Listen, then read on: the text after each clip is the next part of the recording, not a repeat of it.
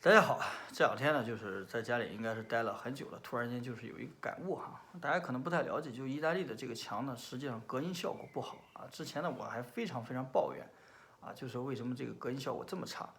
但是这两天呢，突然间特别想听到这个隔壁的这个声音，因为已经寂寞太久了啊，这个确实是孤独啊，一个人这个被困在这个房子里。啊，然后呢，你就特别想听到你墙壁的声音，就能感受到一种希望。同时呢，就昨天这个隔壁的这个小孩的打闹声呢，就瞬间让我有一种特别感动，就感受到有一种生命的这种感动啊。所以说，我们本期呢，也就跟大家来分享一下疫情期间的几个温馨小故事啊。首先呢，我们先从一个特别的人物哈，就是大家都知道意大利境内最大的大腕是谁吗？其实不是明星，也不是总统，而是教皇，啊，方济各，啊，这个每年呢，只要是他一出来进行这个演讲、进行讲话，下面就会有成千上万的人啊，在这个广场上等待他。但这两天呢，他也进行了一次演讲，但是呢，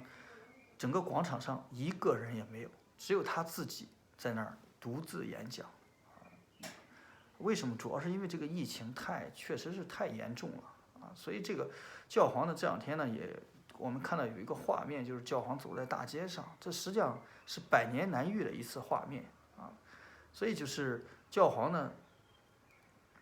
实际上他也是在为这个祈祷啊，希望这个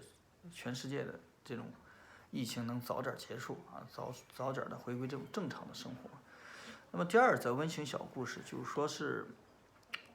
前一段时间呢，就是我一个朋友，正好他就是来自贝尔加莫哈，就是他们那个小镇上呢，有一对男女就马上就要结婚了，但是他们结婚呢，第二天就是这个男的正好得到一个通知啊，就说是这个他要马上奔赴战场，因为这个男的是一个医生啊，他要去医疗前线，但是他这个女方呢，一看这种情况，立马就给那个男的讲啊，我要等你回来，今天开始我就跟你结婚，